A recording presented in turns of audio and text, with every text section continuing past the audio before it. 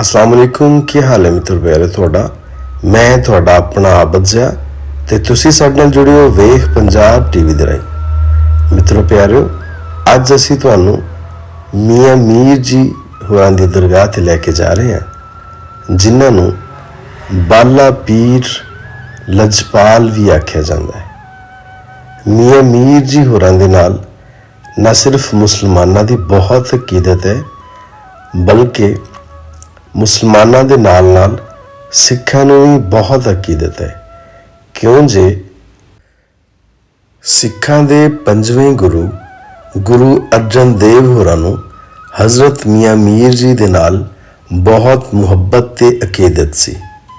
ऐसे लई उन्हां ने जद गुरुद्वारा गोल्डन टैंपल दी बुनियाद रखी ते हज़रत मियाँ मीर जी होरां नूं दावत दिती ते आख्या जांदा है कि गुरुद्वारा गोल्डन टैंपल दी बुनियाद हज़रत मियाँ मीर जी होरां दे हत्थीं रखवाई गई।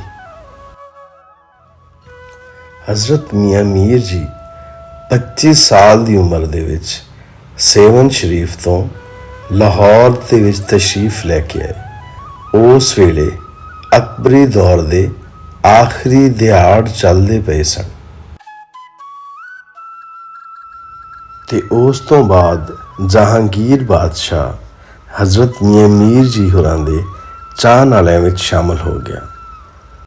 हज़रत मियाँ मीर होरां दे दरबार दा सारा काम मुगल बादशाहां दे दौर दे विच होया।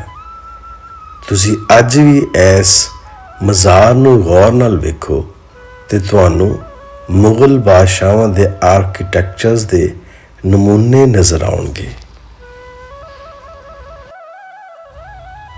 हज़रत मियाँ मीर जी होरां दी एक करामत बहुत मशहूर सी कि वह रब ताला कोलों जेड़ी भी दुआ मंगदे वो फौरी कबूल हो जाती। कबूल किवें ना होवे, उन्हां ने अपनी सारी जिंदगी रब दे नां जो लाई हुई सी। हज़रत मियाँ मीर होरां दे दरबार ते एक खास किस्म दी रूहानियत मौजूद है। जेड़ा भी इस दरगाह ते जांदा है इस दरगाह दा हो के रह जांदा है। हज़रत मियाँ मीर जी होरां दे मज़ार दे नाल एक लाइब्रेरी भी बनाई गई है।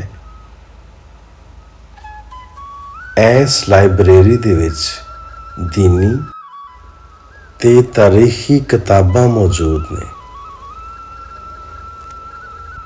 लाइब्रेरी दा एरिया बहुत वड्डा ते नहीं है, पर इत्थे रखियां गईयां किताबां बहुत वधिया ने। इस लाइब्रेरी नूं आम आवाम दे वास्ते हर रोज़ खोलिया जांदा है।